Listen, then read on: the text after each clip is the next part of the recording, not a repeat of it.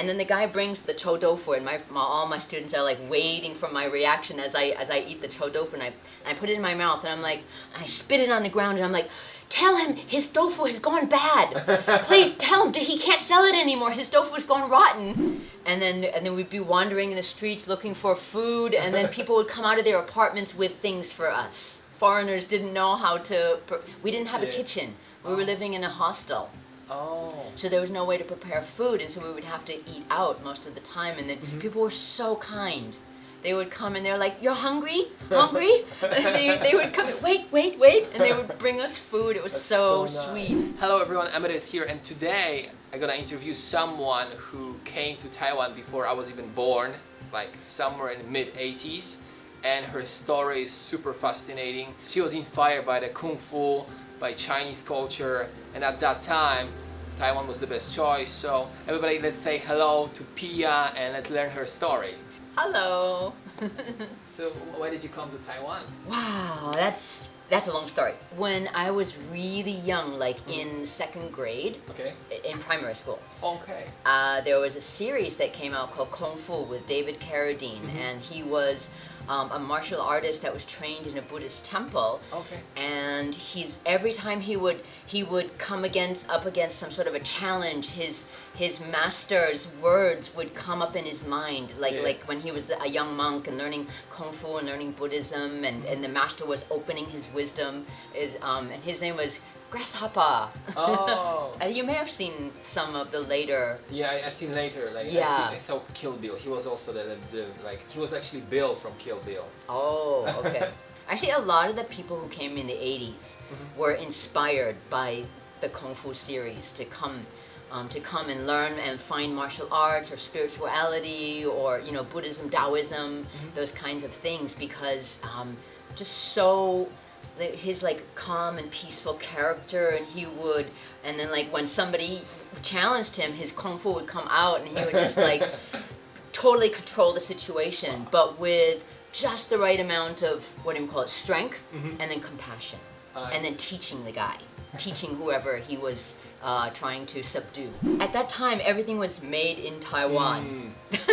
So Taiwan was more prevalent in people's minds. In my university, we had a professor from Taiwan who came, from 师范大学 in Taipei, and he taught like a course on introducing Chinese language and culture. And that was just wonderful to look at how the writing went from the pictures to the writing that it is now, and the radicals and the meaning within it, and it's just so fascinating. And he would talk about I Ching and Chinese medicine and all these really cool things, and just made me so excited to come and learn about Chinese culture and delve into these mysteries, So once you arrived in Taiwan, that was like in 80s? Yes. 80s. So how was Taiwan back then? And was it like any cultural shock to you? Of course, my goodness, it was so different. Really? Yeah, it was so different. At the time, it was still under martial law. So at night after 11, there was a curfew. So you couldn't go out after 11, and every Monday afternoon at 4, I think, there was an air raid drill. And so, like every Monday for about 15 minutes. This is what they do now, but like once a year, right? Yeah. Oh. Yeah, it was once a week. It was every week, 15 minutes, and all the cars had to stop. All the people had to go into doorways. You couldn't be on the street. Every week. Wow. Every week. And Taipei, every time there was a typhoon, Taipei would flood so much that all of the first-story buildings, the restaurants, everything would have to close. And then we'd be wandering in the streets looking for food, and then people would come out of their apartments with things for us. Wow. They would see us wandering in the streets, because the foreigners didn't know how to. We didn't have a kitchen. We were living in a hostel. Oh. So there was no way to prepare food, and so we would have to eat out most of the time. And then people were so kind. They would come and they're like, "You're hungry? Hungry?" they would come, wait, and they would bring us food. It was so sweet. Yeah. So many touching things. Oh wow! So like, I'm sure. So you've been to Taiwan like 30? Off and on for 35 years. 35 years. Yeah. So I'm sure you have lots of funny stories. Oh yes, definitely. One couple of really funny stories from when I was first here.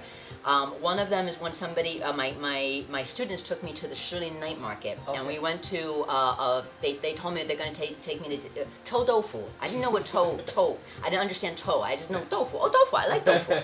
So we go to the stall, and we are upwind of it, and the wind is blowing that way, so I don't smell it. And then the guy brings the chou doufu, and all my students are like waiting for my reaction as I eat the chou doufu, and I put it in my mouth, and I spit it on the ground, and I'm like, tell him his tofu has gone bad. Please tell him he can't sell it anymore. His tofu has gone rotten. I think this is Taiwanese love to do it, like stop foreigners. But I did the same to my family when they were here. Oh yeah. One more really funny story is about also tofu, but this time it's tofu ru. So I went with Jiu Tuan up to Hehuanshan, and we had like a traditional breakfast with the porridge, and then there was like all these little things, peanuts and little thingies, and then there's this little plate with 3 pieces of tofu, and I'm like, how cheap. 6 of us and 3 little pieces of tofu, and nobody was touching it. So I took a piece of the tofu and I put it into my bowl, and everybody's eyes went, and then they're like, did you eat that before? I'm like, yeah, it's tofu roux. You ate it before? Tofu, yeah, tofu. No, not tofu, tofu roux. And I didn't hear the roux, I just heard the tofu. and I put the whole thing in my mouth at one time, and everybody's eyes got it. And people were looking away, people were like running away, and I put the whole thing in my mouth, and I'm just like, what is this? I ate 2 bowls of rice porridge so fast. Everyone was laughing hysterically. I'm like, okay, it's not tofu. What is it? Tofu roux. Okay. Is this like fermented or very spicy one? Yes. Yeah. I think I tried that. It was not good. It's like creamy and stinky. And it's like the blue cheese of tofu. Oh, I might like it though. Yeah? You're supposed to take little bits. Yeah, and I'm from like 80s till now, all the time in Taiwan, right? Most of the time. No. No. I lived in Hong Kong for quite some time. I lived in mainland China. I studied Chinese medicine in mainland China at Xiamen University. Okay. That was 1989 through 91. And how do you compare those places? I speak Chinese. So when you're interacting with people, the interaction is at a much deeper level than with most people who are just traveling, who didn't have that access. And plus, like, when I was studying, all of my classmates were I was the only Westerner. Oh, really? I think till now, to ever go through the Chinese medicine program at Xiamen University. Yeah, I mean that like most people go to Shanghai or Beijing or whatever, but the program at Xiamen, I was the only Westerner. Like when you're learning something in Chinese together with Chinese people or whatever, the conversations, all of the walls break down. Yeah. It's very different interaction because Yes. like you are one of them, not like outsider anymore. Yeah. I also lived in the Philippines for a while. I had some Filipino friends, and it was really interesting. I came back because my martial arts teacher, I had started learning with this really wonderful martial arts teacher, and when I was in the Philippines, I was there with a few classmates, and at one point I started to get homesick for Taiwan. I would have like the flavor of tea in my mouth, oolong tea, and I'd be like, I haven't had oolong tea, and then I was thinking of my martial arts teacher, and I was thinking, I have to go back and continue learning. Yeah. I see. Yeah. So once you set your foot in Taiwan, like it's very difficult to leave for longer. Yeah, there's so many things I want to learn here, and so like I would leave and I would go to other places, but then it'd be like, Taiwan. I would come back. So I just mentioned my my martial arts teacher, and that was in Taipei, and it was called 无间道馆. 教练, when he was training a group of bodyguards.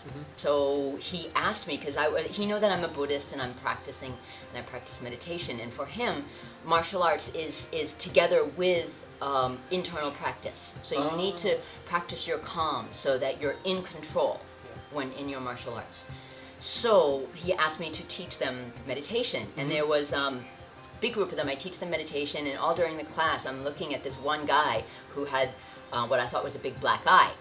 And I'm just like, oh man, I don't know what kind of fight he got into, but he got punched in the eye really hard. And so after the workshop, we were having tea and everything, and I asked him, I said, what happened to your eye? And he's like, Tai Chi. Because I didn't know the difference between the word Tai Chi and Tai Chi. So he goes, and I'm like, Tai Chi? With who? And he said, my mother. And I'm like, oh my God. I'm thinking to himself, like, oh, him and his mom, like, they like go at it in the house and they're practicing, and her hand slipped off because she had oil from the kitchen and she whacked him in the face or whatever. And he's just kind of like, and he walks away from me. I can't ask him anymore. So I asked Jiaolian, and Jiaolian's just like, birthmark. Oh. You need to learn tones. If you study Chinese, tones are very important. If you want to find Pia and learn more about her teachings, her workshops, and meditation, where should you go? It's a little bit hard because there's no address here, and I'm kind of like, I keep a little bit low key. It's really like a kung fu master somewhere in the mountains. So it's on Chaisan, in Chaisan village, and it's a little wooden hut near the restaurant with the most signs. So if you find me, you find me, and I'm also on Facebook. Let's say like monochord is basically a bed that is also a musical instrument. Yes. So it's like a music massage. You're lying on, it's like you turn a cello upside down and you lie on top of the cello and the string, but all of the strings are the same note and they create overtones, so everybody's music is completely different. And the vibrations go through your body and it helps to harmonize. 中天财经频道与您同行，联准会超英升息抗通膨。美国的他们的通膨呢已经开始下降，对不对？所以有很多人都讲说这个通膨的问题解决了呀，已经结束了，对不对？最坏的情况已经过去了，至少减缓。对，所以股市呢应该不会更坏。可是我的问题是，现在通膨的危机大致上已经大概解除了1/3或者是1/5了。可是呢，另外一个问题呢，就是呢经济景气衰退的问题，现在才刚刚开始，而且是全球性。施工底加啦，分析师林永年不藏私，投资心法手把手，教你把小钱变大钱。请锁定每周晚间8点，中天财经频道，张雅婷和您与钱同行。最顶级的豪车试驾，